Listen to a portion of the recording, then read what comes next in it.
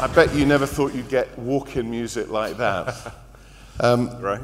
Murray, I'm going to start with you. We'll kick off straight off. You're back in Singapore. I think I saw you here last year. How important is this race to Formula One? Oh, this is definitely one of the most important races of the calendar. Our only night race, our biggest race in Asia, a fantastic promoter, an amazing city to have a race. So, you know, it's definitely up there with the Monacos of this world. And does it help you as you're pushing Formula One out there that you use this as one of the showcases? For sure. I mean, as we move forward under our new ownership of Liberty Group, so really Asia is one of the key focuses along with the US. So this is incredibly important for us in terms of marketing and promoting what we do in the region. So a lot of meetings this week. Very busy. This is the calm before the storm. Oh, fantastic. Willem, really nice to see you. You have a major platform of sponsorship all over the world, and it appears from the outside that Unilever's commitment to partnerships is growing. What are the flagships? Give us an insight of where you're at. Well, here in Singapore, obviously, it's Formula One time, so got amazing partnerships with Williams Formula One team. We've had that since 2015. We've been with Formula One since 2012, actually, because we had a prior agreement with Lotus Formula One team. So Formula One is an amazing platform for us. We use it at global scale. It provides local relevance. I guess for Rexona at the moment, we're going to be building deeper into football. So we've got partnerships with La Liga, Copa Libertadores, Chelsea, and also City Football Group. And then also for Rexona Female, we're doing a lot within dance. So we've now just procured a global deal with 19 because they've just launched this global pop group called Now United. So 14 incredible band members from 14 different markets. And for us, it's all about just driving global scale and local relevance. Axe, for example, a new music partnership with Martin Garrix, massive #1 DJ, EDM star.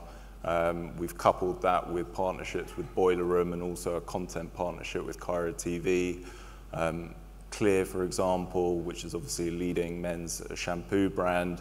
60% of its business is here in China, and we've also done a La Liga deal with them. We're continuing with Cristiano Ronaldo as well, and it's, you know, again, you know, with Dubmen Plus Care, we're driving deeper into rugby as well. So for me, it's just about connecting all of our different brands with the right passion territory and then finding the right partner within that. And that could be live sports, it can be entertainment, it can be celebrities, it can be any kind of partnership that we feel is going to drive a more deeper and more meaningful impact with our consumers. And when it feels that Unilever are really going through the gears with partnerships, when has that change happened in terms of the company globally, which you sit within, making a decision that partnerships are more valuable than perhaps they used to be? Probably last year, actually, when we quickly realized that it was less around interruption, less about display, and it's all about connecting with our consumers in a deeper and more meaningful way. And so how do we do that? Well, we connect with them through things that they are emotionally invested in. And, you know, when you start investing into music and lifestyle and sport, you know, it's very easy then to try and make that connection with the fans. But it's incredibly important that when you do have that different connection, that you're showing up in a credible way, you're owning the space, you're providing value and enhancing the fan experience, because without that, you're just showing up. And, you know, we all sort of say it in the sponsorship industry, it's just about badging. But actually, we need to play a really important role with the fans, with the consumers, and make them want to continue re-engaging with our brand. And that's why showing up and having something different to talk about is obviously hugely important. And that's where we kind of rely on big rights holders to kind of show us where the white space is, where is it that, you know, what is it that fans aren't getting? And it's through that that you can then build that powerful connection. Well, we'll come back to that, and it's great. Greg, good to see you again. Greg and I go back a long way with golf in China. And there seems to be a lot of change going on in the world of golf in China. Give us a kind of where we are right now. Sure, if I could maybe use the global perspective of what the tour does, which every fall means that we do an Asia swing. So we'll be in Malaysia, we'll be in Korea, we'll be in, of course, Shanghai with the HSBC WGC event. We're doing more in Japan, but I think what's less well understood is some pretty exciting stuff that we have happening in China. And 2018 is a bit of a reset for us in that we brought in a new game of golf. Obviously, the PGA Tour is the biggest golf tour on the planet. How much is golf shaking itself up and adapting what is a very simple game? Ball goes in, hole, quite straightforward, but to make it more of a product for the new generations coming through? Yeah, quite a bit. And so we've done a sort of a brand campaign that's very different. It's organized now around the fan because we want to deliver what the fans want because that's how we're going to deliver value to the sponsors, by connecting them to that great demographic. The golf demographic is already pretty awesome, right? Because it tends to be people that are a little more affluent and highly educated, and they follow lifestyle closely, and so those are great attributes to bring to our partners, the sponsors, and so we're trying to just be a lot more focused on how we deliver that fan experience. And then also what's very different now is really the growth of the game and how important it is that that growth include a significant amount of growth outside of North America. And so outside of North America, the fans and the potential fans, which is a very big point, really need some different care and some different nurturing and some different stimulation. Just going back to your previous point as well, I think that it's important when you look at your kind of portfolio of sponsors that you're trying to find those different seams that they can activate in. So, we're lucky that in the top level of Formula One, you've got a very diverse group of partners from Rolex, who's looking to have little impact on heavy impact on a few people, as opposed to a Pirelli or a Heineken that are looking to have a high impact on a lot of people. And so, Pirelli is very focused on sort of the technical aspect of the sport. You've got Heineken on everything around the game. You've got Rolex on a sort of very small group of high net worth individuals that they're looking to reach. And it just means that when it comes to that activation point, they can all have their own very clear air to build their promotional platforms around and activate properly. And that's really important, because if you start having everybody activating in the same space, you're not going to get much value for money out of that. Well, question I had for Willem is that you work in, obviously, consumer goods company, one of the biggest in the world, commoditized products, you have your competitors. With your partnerships, and I understand the passion point, is that as much as to try and create differentiation, or is it also to create energy for the brands? I think with any of our brands, it's all about purpose, right? It's purpose-driven communication. So, for example, for Rexona, it's about moving more and living more. So everything that we say and do within all of our football communication will obviously try and land that message in a way that's going to add value. So, for example, for Africa, we did a big community program, right, where we had 8 markets, different kind of coaches from Chelsea landing in those 8 markets, and we created a Rexona 11. And these were sort of impoverished kids in sort of these 8 markets that never had the opportunity to play football. They never had the opportunity for a football pitch, and we created this sort of skills coaching sort of base in each of these 8 markets, where we handpicked one player from each of these markets to create a Rexona 11. And that Rexona 11 then went to Chelsea, and they played a development team. And actually 2 of those players have now got professional contracts, one with the Orlando Pirates and the other one from the Kaizer Chiefs in South Africa. So actually, we were, by celebrating and inspiring movement and providing these kids with a platform, we were able to actually unleash 2 professional contracts for 2 kids that would never have had that opportunity. you know, for Axe, for example, it's all about sort of breaking down those barriers of attraction. You know, it's that whole sort of purpose-driven communication around find your magic. So we use music to be able to sort of unleash, you know, that confidence and instill those confidence in kind of guys that generally don't have it. And we use music as that kind of lubricant to sort of, you know, attract men to men or men to girls. And, you know, we find that through sort of our content partnership with Kyra and Boiler Room and with Martin Garrix, we're now trying to, you know, aid that purpose. So the purpose gives us a point of difference, a point of how we can show up in what we feel is a relevant way that's authentic and something that we can hopefully, you know, add to the consumer or fan experience. So you as a multinational see value in partnership. How do you both, as rights holders, in the new way of the new media, how do you evaluate sponsorship? And I don't mean about evaluate return on investment from a sponsor. How do you get to the price tags that you need to get in order to demonstrate through data it's great being this side of the fence at last. I can just sort of be impartial. But in terms of putting up a price tag to partnership, it's completely different 10 years ago, right?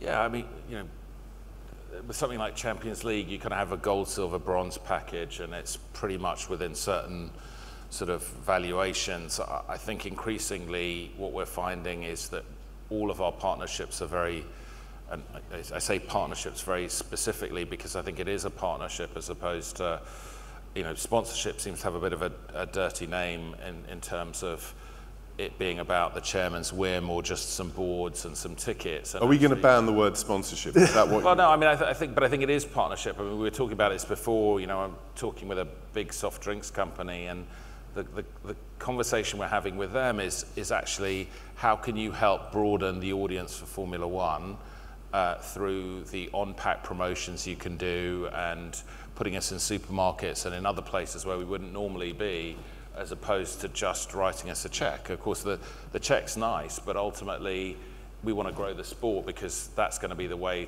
to grow long-term value.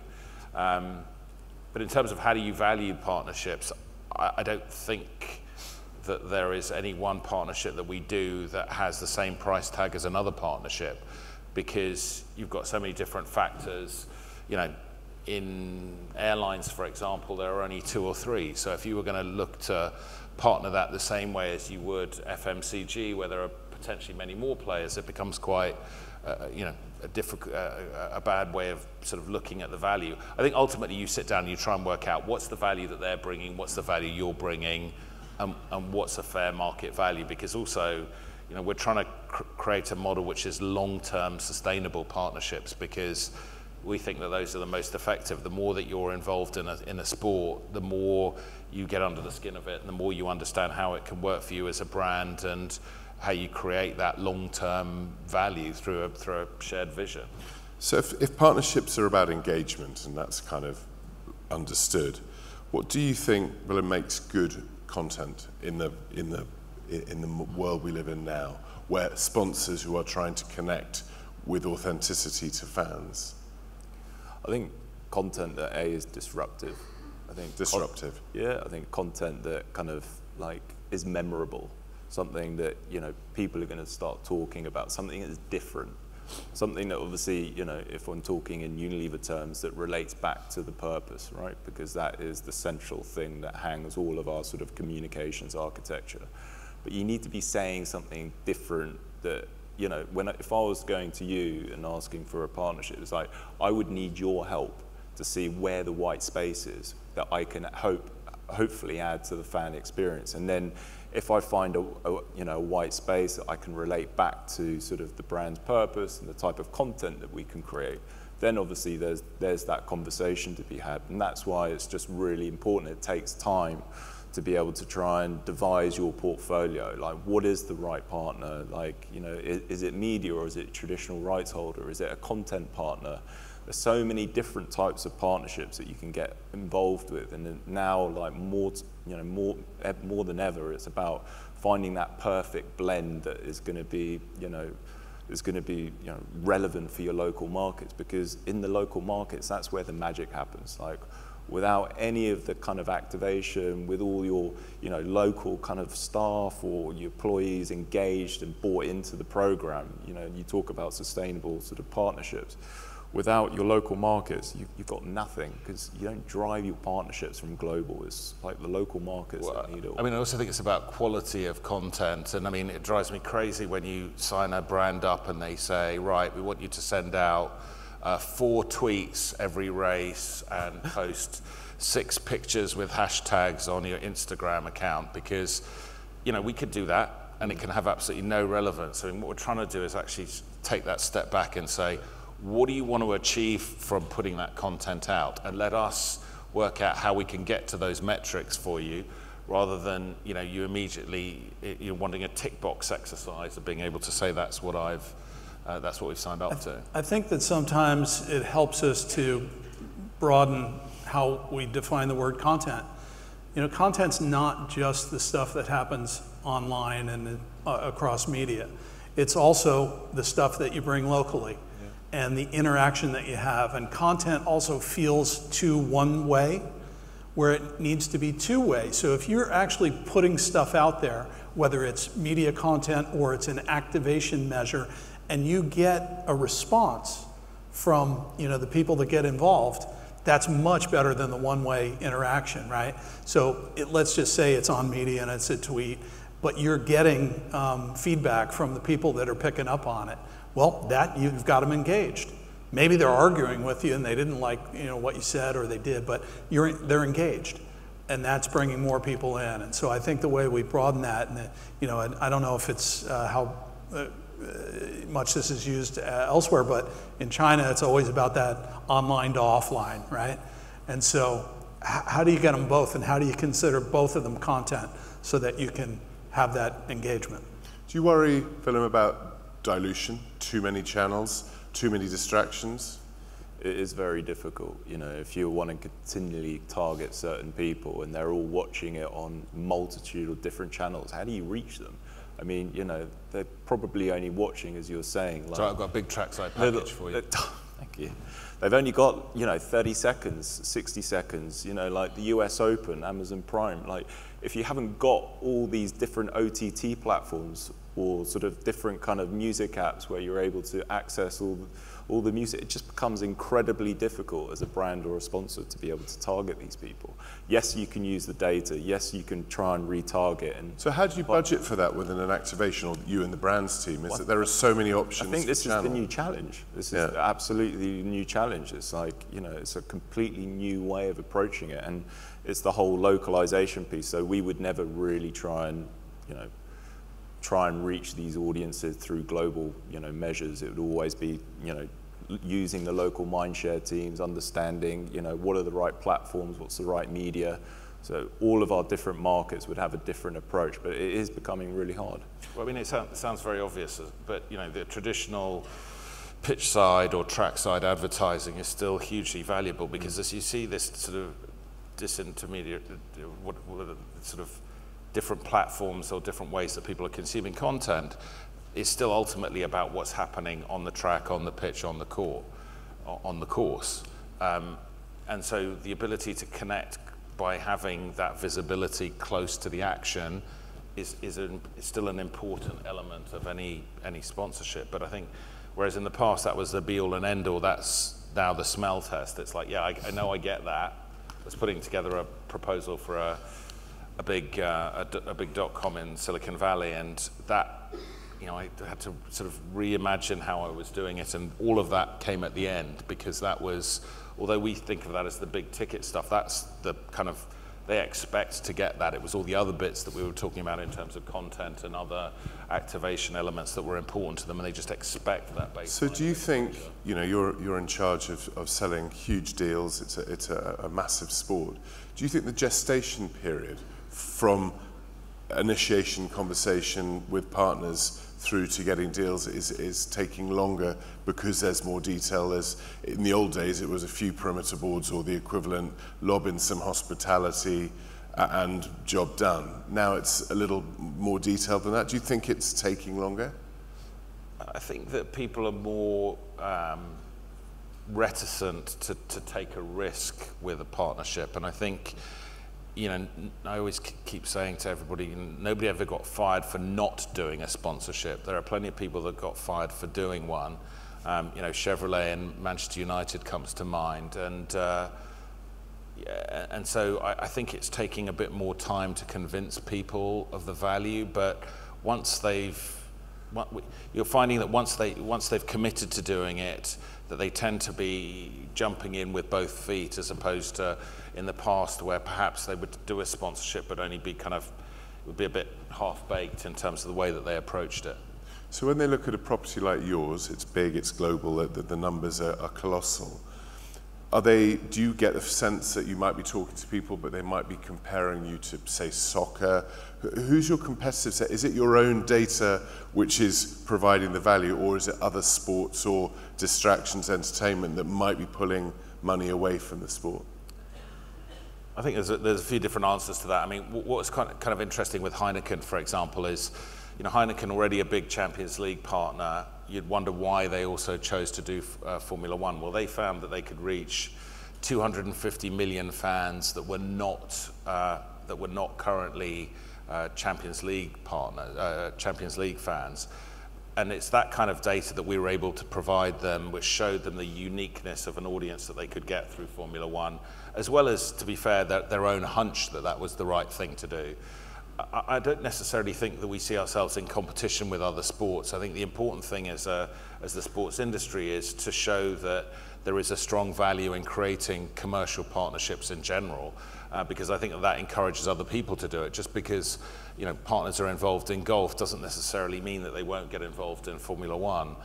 And I think the important thing is, if they have a great experience with golf, it encourages them to then look at Formula One or football or any other sport and say, actually, we recognize this as a great marketing vehicle for us, and so we want to look at other opportunities to grow through other partnerships. And with PGA Tour in China, how do you look for new audiences? I think you told me that it's a younger demographic than in other markets. So one way that we do that is through an extremely important media partnership we have with iQIYI.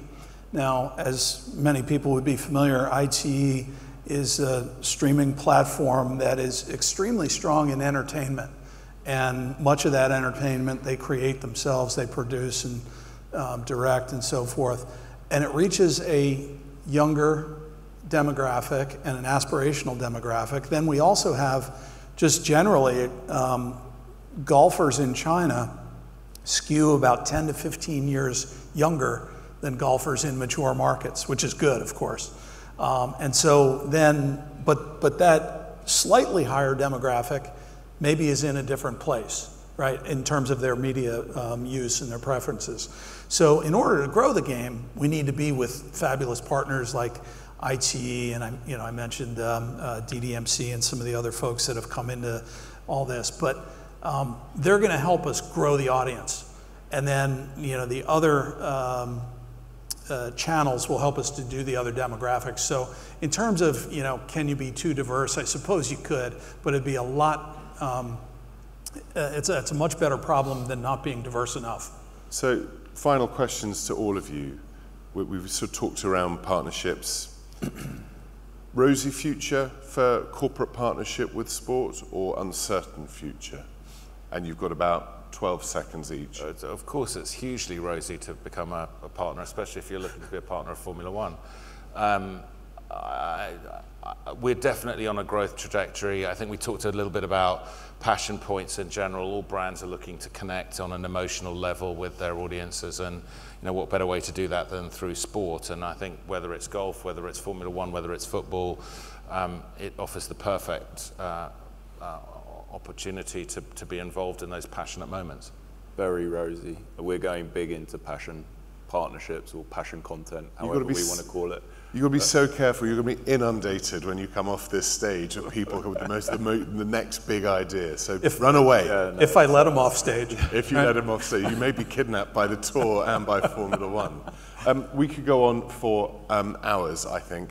This is a subject close to all of our hearts, but we have run out of time. So please give a big thank you to Greg, to Willem and Murray. And to you, Giles. Thank you. Thank you, Giles.